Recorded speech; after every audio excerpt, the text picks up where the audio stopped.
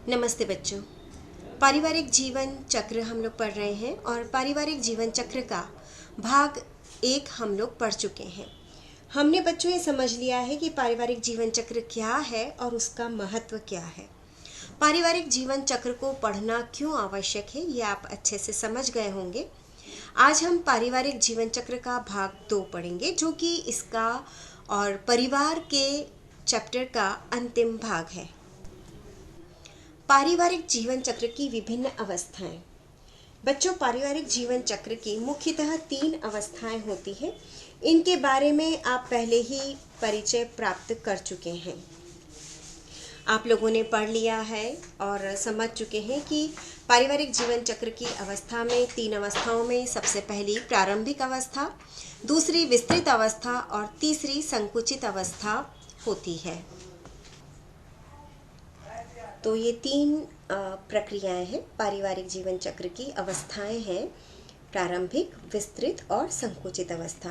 अब हम इसके बारे में विस्तार से पढ़ेंगे। प्रारंभिक अवस्था, जिसे कि हम प्रथम अवस्था भी कहते हैं और स्थापत्य काल भी कहते हैं। नाम से समझ आ रहा होगा बच्चे आपको, स्थापत्य काल हम इसे इसलिए कहते हैं क्योंकि इसी समय परिवार की स्थापना होती है। दो भिन्न भिन्न परिवारों, संस्कृतियों, जीवन दर्शन आदि से जो वयस्क आए हुए होते हैं वो स्त्री पुरुष विवाह बंधन में बंधते हैं और विवाह बंधन में बंध करके वो पति पत्नी के रूप में जाने जाते हैं और फिर वो अपने परिवार का निर्माण करते हैं। बच्चों, ये जो प्रारंभिक अवस्था होती है ये उनकी एक दूसरे को जानने समझने में बीतती है। एक दूसरे की संस्कृति, जीवन दर्शन, काम करने का तरीका, रहने का तरीका, खाने का तरीका, बहुत सारी चीज़ों को समझने और जानने समझने का प्रयास करने का जो समय होता है वो ये प्रारंभिक अवस्था का समय होता है। और इस समय सामंजस्य भी करना बहुत आवश्यक हो जाता है बच्चों, क्योंकि दोनों ही अलग अलग संस्कृति से होते हैं। तो आपस में सामंजस्य बैठाते हैं और भावी उत्तरदायित्वों की पूर्ति हेतु आय को अर्जित करते हैं, परिवार को सुखी और संपन्न बनाने की कोशिश करते हैं और क्रियाशील रहते हैं बराबर। और इसी अवस्था में कार्य करने की आदतें, उत्तरदायित्वों का विभाजन, दीर्घकालीन लक्ष्य आदि निर्धारित करते हैं। बच्चों, ये जो अवस्था होती है, इस अवस्था में पति पत्नी के पास समय होता है, वे एक दूसरे को समय दे सकते हैं और यही वो समय होता है जबकि वो धन अर्जन भी अच्छे से अच्छा कर सकते हैं और अपने आप को कई जगह इंडल्ज कर सकते हैं। क्योंकि इस अवस्था में क्या होता है बच्चों कि उनके पास पर्याप्त ऊर्जा होती है, क्योंकि यंग होते हैं तो पर्याप्त ऊर्जा होने के कारण वो कई सारे कार्य कर सकते हैं और धन अर्जन के कई सारे साधन भी निकाल लेते हैं और काम भी करते हैं। और ये अवस्था शिशु के आगमन के साथ ही समाप्त हो जाती है। इसको हम कहते हैं प्रारंभिक अवस्था। द्वितीयक अवस्था जो होती है, जो कि दूसरी अवस्था कहलाती है और ये विस्तृत अवस्था भी कहलाती है। विस्तृत अवस्था कहें या विस्तृत परिवार की अवस्था कहें, इसे हम वृद्धि की अवस्था भी कहते हैं। ये बहुत ही महत्वपूर्ण अवस्था है बच्चों, क्योंकि परिवार में प्रथम शिशु का आगमन होते ही ये द्वितीय अवस्था प्रारंभ हो जाती है। और जब बच्चे बड़े होकर के अपने पैरों पर खड़े हो जाते हैं, स्वावलंबी बन जाते हैं और शादी विवाह के बाद अपनी अपनी अलग गृहस्थी बसा लेते हैं, तो ये जो अवस्था होती है तब तक चलती है। इस अवस्था में पति पत्नी को अनेक जिम्मेदारियों को वहन करना पड़ता है और अब सिर्फ पति पत्नी की भूमिका नहीं रह जाती है, अब उनको माता और पिता की भूमिका भी निभानी होती है। जहाँ तक हम समय की बात करें बच्चों, तो अधिकांश समय बच्चों के पालन पोषण में, उनकी आवश्यकता पूर्ति में व्यतीत हो जाता है। धन की इस अवस्था में बहुत अधिक आवश्यकता होती है, क्योंकि बच्चे की रिक्वायरमेंट पूरी करनी होती है और बच्चे का पूर्ण पालन पोषण, उसकी शिक्षा दीक्षा आदि सारे कार्य जुड़े हुए होते हैं। इसलिए इस अवस्था में, ये अवस्था बच्चों अन्य अवस्थाओं से बड़ी भी होती है। इस अवस्थाओं में धन की आवश्यकता भी पूरी रहती है। और ऊर्जा की आवश्यकता की जहाँ तक हम बात करते हैं बच्चों, तो ऊर्जा की जो आवश्यकता होती है वो समय के साथ साथ ऊर्जा की आवश्यकता तो बहुत होती है, लेकिन शारीरिक ऊर्जा में कमी महसूस करते हैं। और इस कमी महसूस करने के कारण कई बार थकान और कई सारी बीमारियों का सामना भी वो लोग करते हैं। अधिकांश समय जैसा कि हमने बात की बच्चों की, उनका पालन पोषण में और उनकी आवश्यकताओं को पूरा करने में व्यतीत होता है। उन्हें अपने जीवन के दृष्टिकोण, रुचियों, व्यवहार, मान्यताओं, सामाजिक संबंधों आदि में नई आवश्यकताओं के साथ अनुकूलन लाना पड़ता है बच्चों। और पारिवारिक आवश्यकताओं की पूर्ति हेतु धन की तो ज़रूरत पड़ती ही है। वैसे बच्चों, अगर सोचा जाए तो विस्तृत परिवार की जो अवस्था होती है, सभी अवस्थाओं में ये सबसे लंबी भी होती है और खर्चीली भी होती है, क्योंकि ये अवस्था कम से कम बच्चों 20 से 25 वर्ष तक चलती है। और इस अवस्था की कई उप अवस्थाएं भी होती है। यदि परिवार में बच्चों की संख्या अधिक है या बच्चे जुड़वा होते हैं तो एक साथ ही परिवार 2-3 उप अवस्थाओं से गुजरता है। इसकी मुख्य उप अवस्थाएं हैं बच्चों: शिशुपालन एवं स्कूल पूर्व अवस्था, प्राथमिक स्कूल अवस्था, उच्च स्कूल अवस्था और कॉलेज अवस्था। घर में प्रथम शिशु के जन्म लेते ही परिवार का नया संसार आरंभ हो जाता है। माता पिता का उत्तरदायित्व बढ़ जाता है, विशेषकर माता का उत्तरदायित्व अधिक बढ़ जाता है बच्चों, क्योंकि उस माता का अधिकतर समय बच्चों के पालन पोषण में, उनकी आवश्यकताओं की पूर्ति में और बच्चों का ध्यान रखने में ही व्यतीत होता है। मनोरंजन के लिए या आराम के लिए अगर गृहिणी सोचे बच्चों, तो उसके पास बिल्कुल भी समय नहीं होता है। और बच्चों, आप लोग जानते होंगे इस अवस्था में चिकित्सकीय व्यय भी बहुत अधिक होता है, तो ये थोड़ा सा डिफ़िकल्ट टाइम होता है, क्योंकि बच्चों इस समय बच्चे, विशेषकर 1 से 5 वर्ष की उम्र के बच्चों की जो रोग प्रतिरोधक क्षमता होती है ना, वो बहुत ही कम होती है। तो बच्चों को बहुत जल्दी से कई सारे रोग घेर लेते हैं। जल्दी से जुकाम होना, जल्दी से खांसी होना, इंडाइजेशन होना, मौसम के अकॉर्डिंग नहीं सेट हो पाते, तो उन्हें कई प्रकार की प्रॉब्लम होती है। तो इस समय फिर उनके समय पर टीकाकरण और उनकी और भी कई चीज़ें हैं, आवश्यकताएं हैं, जिनकी पूर्ति की आवश्यकता रहती है। जैसे कि बच्चों, धन किस में लगेगा? पौष्टिक आहार, दूध, फल, पूरक आहार, सब्जियां, वस्त्र, खिलौने, शिशु के उत्तम स्वास्थ्य और खेलने कूदने के लिए अधिक स्थान की आवश्यकता। इवन बच्चों, कई बार आवासीय व्यय भी बढ़ जाता है। और छोटे बच्चों को बराबर कहीं बाहर ले जाना, उनकी आउटिंग करवाना, उनको दुनिया से और वातावरण से परिचित करवाना, ये सब कार्य इस अवस्था में, प्रथम अवस्था जिसकी हम बात कर रहे हैं, प्रथम उप अवस्था शिशुपालन एवं स्कूल पूर्व अवस्था में आवश्यक हो जाते हैं बच्चों, क्योंकि यही वो अवस्था होती है जिसमें कि शिशु की स्वस्थ अभिवृत्तियों, रुचियों, आदतों आदि का निर्माण किया जाना चाहिए और बुरी आदतों से बचाकर रखा जाना चाहिए। और इसीलिए बच्चों, डॉक्टर डबलिन ने कहा भी है कि बच्चों का अच्छा स्वास्थ्य एवं शिक्षा प्रदान करना अगली पीढ़ी हेतु नींव का पत्थर होता है। और जब ये बच्चे 18 वर्ष के हो जाते हैं तो ये अपने पालन पोषण और इसमें लगने वाले व्यय की अपेक्षा अधिक आर्थिक मूल्यवान सिद्ध होते हैं और ये राष्ट्र के लिए भी और साथ ही परिवार के लिए भी पूंजी साबित होते हैं। ये बात की बच्चों हमने पहली उपावस्था शिशुपालन एवं स्कूल पूर्व अवस्था की। अब हम बात करेंगे प्राथमिक स्कूल अवस्था के बारे में। इस अवस्था में धन की मांग बहुत अधिक तो नहीं बढ़ती है बच्चों, लेकिन कुछ विशिष्ट वस्तुओं पर धन की मांग बढ़ जाती है। जैसे कि बच्चा अगर स्कूल जाएगा तो उसके लिए ऑटो, बस, कार, जिससे भी बच्चा जाएगा तो उसका खर्चा, स्कूल के ड्रेस, जूते, मोजे, स्कूल बैग, कॉपी किताब और जो जितनी एक्टिविटीज़ स्कूल में होती हैं उन सभी के लिए खर्चा तो बढ़ता ही है। और क्योंकि हम सभी चाहते हैं कि बच्चे का शारीरिक और मानसिक विकास उत्तम प्रकार से हो, तो उसके लिए पौष्टिक भोजन की भी आवश्यकता है। फल, दूध, वस्त्र, मनोरंजन के साधन इत्यादि पर भी बच्चों अधिक व्यय होता है और इसीलिए उपयुक्त और सुंदर वस्त्रों की ज़रूरत होती है।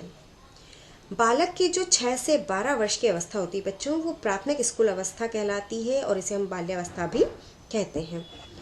तो बालक का जो क्षेत्र होता है वो विस्तृत हो जाता है। जैसे बच्चों, अब बच्चा अपने घर में नहीं खेलता है, वो आस पड़ोस में भी खेलने जाता है, क्रीड़ा क्षेत्र पर भी खेलने जाता है और दूसरे बच्चों के और उनके माता पिता के भी संगत में आता है। तो इस अवस्था में बच्चे पर बहुत अधिक ध्यान दिया जाना आवश्यक हो जाता है। बाल्यावस्था में समूह प्रवृत्ति का विकास होता है और स्कूल पूर्व अवस्था की भांति आत्मकेंद्रित और स्वयं प्रेमी नहीं होता है।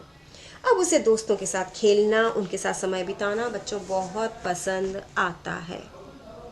अब हम बात करते हैं तीसरी अवस्था की, जो है उच्च स्कूल अवस्था।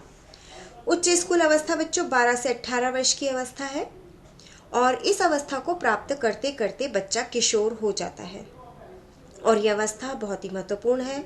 माता पिता का उत्तरदायित्व और भी अधिक बढ़ जाता है, धन की मांग बढ़ जाती है, विद्यालय की फीस, किताब, कॉपी, ट्यूशन, कोचिंग इत्यादि चीज़ों में बहुत पैसा खर्च होता है। तो बच्चे जो हैं बच्चों, वो अभी इस कंडीशन में आ जाते हैं कि अगर उनकी इच्छाएं पूरी नहीं होती है या उनका क्रियान्वयन नहीं हो पाता है तो उनमें कई बार हीन भावना भी जन्म लेने लगती है।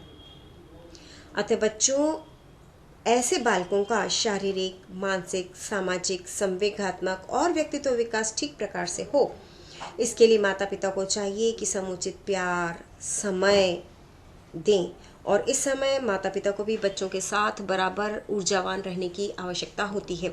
बच्चे पर्सनली मदर फादर का टाइम डिमांड नहीं करते हैं बच्चों, लेकिन बच्चों के रूटीन के अकॉर्डिंग पेरेंट्स को अपना रूटीन सेट करना होता है, उनके अकॉर्डिंग उन्हें चलना होता है और संपूर्ण व्यक्तित्व के विकास पर ध्यान देना होता है। तो इन सब के लिए बच्चे का भौतिक, सामाजिक, मनोवैज्ञानिक वातावरण बहुत ही उत्तम हो, ये सुनिश्चित करना माता पिता का परम कर्तव्य बन जाता है। अगली अवस्था होती है बच्चों कॉलेज अवस्था। कॉलेज अवस्था, ये अवस्था आवश्यक रूप से सभी परिवारों में पाई जाए, यह बच्चों आवश्यक नहीं है। कुछ परिवारों के बच्चे, जैसे हम कहें कि उच्च विद्यालय की शिक्षा प्राप्त करते करते ही व्यवसाय, नौकरी, उद्योग आदि में लग जाते हैं और धन भी अर्जित करने लग जाते हैं। लेकिन आजकल बच्चों समय बदल रहा है, चाहे वो व्यवसाय करें या कुछ भी करें, लेकिन किसी न किसी तरह सभी अपनी पढ़ाई को पूरा करना चाहते हैं और पूरा करते हैं और धन की मांग से यह अवस्था सबसे महंगी होती है। जबकि बच्चे कहीं बाहर जाकर के पढ़ें या अलग से कमरा लेकर के पढ़ते हैं या ट्यूशन करते हैं, जो भी वो करते हैं, तो तकनीकी शिक्षा या कुछ भी हो, तो सभी चीज़ों की फीस बहुत अधिक होती है। तो कुल मिलाकर के बच्चों हमें कह सकते हैं कि विस्तृत परिवार की जो ये अवस्था होती है, जबकि परिवार में दो पहले जने थे, जबकि प्रारंभिक अवस्था समाप्त हुई, बच्चे का आगमन हुआ और बच्चे के आगमन के साथ ही परिवार विस्तृत हुआ और परिवार के विस्तृत होने के साथ साथ ही इस अवस्था में धन, समय, शक्ति, इन तीनों की मांग सर्वाधिक बढ़ जाती है बच्चों और सबसे अधिक बढ़ती है धन की मांग।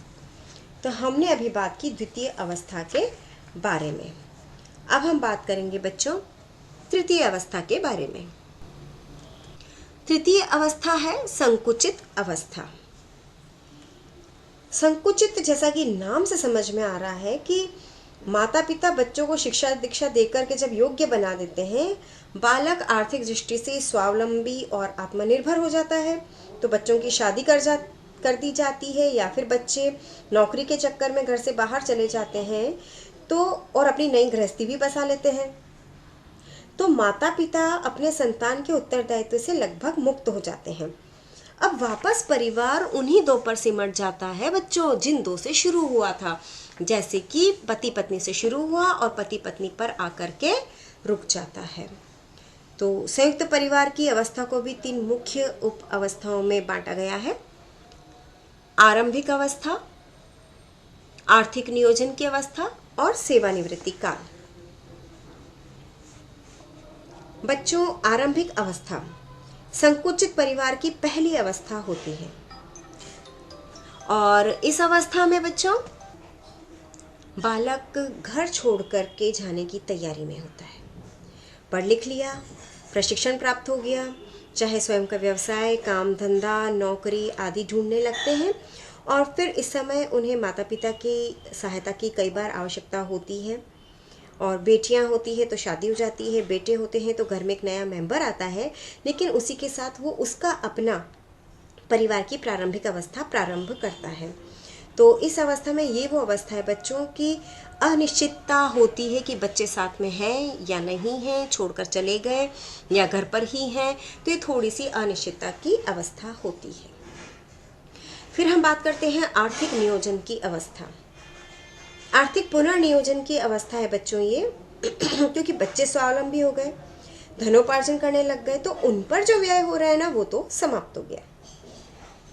और साथ ही विस्तृत अवस्था में जो कर्ज माता पिता बच्चों को पढ़ाने के लिए, प्रशिक्षण के लिए आदि के लिए लेते हैं, वो कर्ज भी मोस्ट प्रोबेबली बच्चों चुका दिए जाते हैं और सेवानिवृत्ति के लिए भी बचत की जाती है। और इस समय माता पिता के पास पर्याप्त समय रहता है, लेकिन बच्चों समय तो बहुत होता है, लेकिन वृद्धावस्था के कारण शारीरिक शक्ति में बहुत कमी आ जाती है। परिवार का आकार अत्यंत छोटा हो जाता है, 2 ही जने रह जाते हैं, तो आवासीय व्यय भी कम हो जाता है। यदि स्वयं का मकान है तो किराए पर देकर आय अर्जित कर सकते हैं, घूमने फिरने का शौक है तो बाहर निकल सकते हैं। लेकिन बच्चों, क्योंकि जैसे हमने बात की, इस अवस्था में शारीरिक ऊर्जा में बहुत कमी आ जाती है और कुछ बीमारियां भी घेरने लगती है बच्चों उम्र के साथ, है ना। तो उस समय पैसों का नियोजन करना बहुत आवश्यक है। कल मैंने आपको एक बिगलो की परिभाषा पढ़ाई थी, उसमें एक बात थी कि प्रारंभिक अवस्था में अगर किसी ने आर्थिक नियोजन बहुत अच्छे से कर लिया है तो उसकी सारी ही अवस्थाएं बहुत अच्छी गुजरती है। ठीक है, तो यहाँ पर ये इसी बात पर डिपेंड करता है बच्चों की प्रारंभिक अवस्था उनकी कैसी रही। तो आर्थिक नियोजन, अगर बहुत सारा धन संचित कर रखा है तो बहुत अच्छी बात है, या धन अर्जन का साधन जैसे किराए पर दे करके या ब्याज पर या किसी तरह से धन अर्जन का साधन है तो भी बहुत अच्छी बात है। कई बार ज़रूरी नहीं है बच्चों की सभी के पास धन संचित हो, तो ऐसी अवस्था भी आती है कि धन नहीं होता है, तो इस अवस्था में भी उन्हें बहुत कार्य करना पड़ता है। अंत में है बच्चों सेवानिवृत्ति काल। इस अवस्था में शक्ति एवं धन की काफ़ी कमी होती है, लेकिन वृद्ध दंपत्ति के पास समय की कोई कमी नहीं होती है। और इस समय आर्थिक सुरक्षा उनकी कैसी रहेगी ये डिपेंड करता है बच्चों कि दंपत्ति ने अपने बचत की राशि का विनियोजन कैसे किया, सोच समझ कर किया कि नहीं, विवेकपूर्ण निर्णय लेके किया कि नहीं। तब तो धन की कमी नहीं होती है और आवश्यकताओं की पूर्ति आसानी से हो जाती है। लेकिन अगर ऐसा नहीं होता है तो फिर धन की तंगी बनी रहती है। वृद्धावस्था में शारीरिक शक्ति बहुत कम, क्षीण, दुर्बल हो जाती है, नौकर रखने की आवश्यकता पड़ती है, चिकित्सकीय व्यय बढ़ जाता है, खान पान का व्यय बढ़ जाता है, क्योंकि अब खान पान की चीज़ें बदल जाती है उम्र के अनुसार। वृद्ध दंपत्ति के पास जहाँ तक समय की बात है बच्चों, पर्याप्त समय होता है, तो वो अपनी रुचियों को विकसित करने में, जो रुचियाँ दब गई है उनको फिर से उठाने में मददगार साबित ये समय हो सकता है। तो बच्चों, हमने 3 अवस्थाएं पढ़ी पारिवारिक जीवन चक्र की: प्रारंभिक अवस्था, विस्तारित अवस्था और संकुचित अवस्था। इसको मैं आपको पिक्चर के द्वारा भी बताऊंगी, और ये सब मैं आपको पढ़ा चुकी हूँ बच्चों। आप पहले से चलिए एस्टैब्लिशमेंट, जिसे कि हम बिगनिंग या प्रारंभिक अवस्था कहते हैं। इसके बाद जैसे ही परिवार में बच्चे का आगमन होता है, यानी कि सेकंड जो दिख रहा है आपको, child bearing and pre school, यहाँ से शुरू हो जाती है द्वितीय अवस्था, जिसे हम कहते हैं विस्तारित अवस्था। तो child bearing and preschool, elementary school, high school और कॉलेज। ठीक है, तो ये सब चीज़ें किस में आ जाती है? द्वितीय अवस्था में। और जहाँ तक तृतीय अवस्था की बात है, वोकेशनल एडजस्टमेंट, फाइनेंशियल रिकवरी, आर्थिक नियोजन, जिसकी कि हमने बात की थी। और वोकेशनल एडजस्टमेंट में हम पढ़ चुके थे बच्चों की थोड़ी सी अनिश्चितता रहती है बनी हुई। और तीसरी स्टेज इसमें होती है रिटायरमेंट। तो बच्चों, ये आपका ओवरऑल फैमिली लाइफ साइकिल का एक पूरा साइकिल आपके सामने हमने रखा है, जिसमें तीनों ही स्टेजेस हैं। फर्स्ट स्टेज एस्टैब्लिशमेंट की, सेकंड स्टेज बाद के 4 जो हमने स्टेज बताई है उसकी, और थर्ड स्टेज में लास्ट के 3।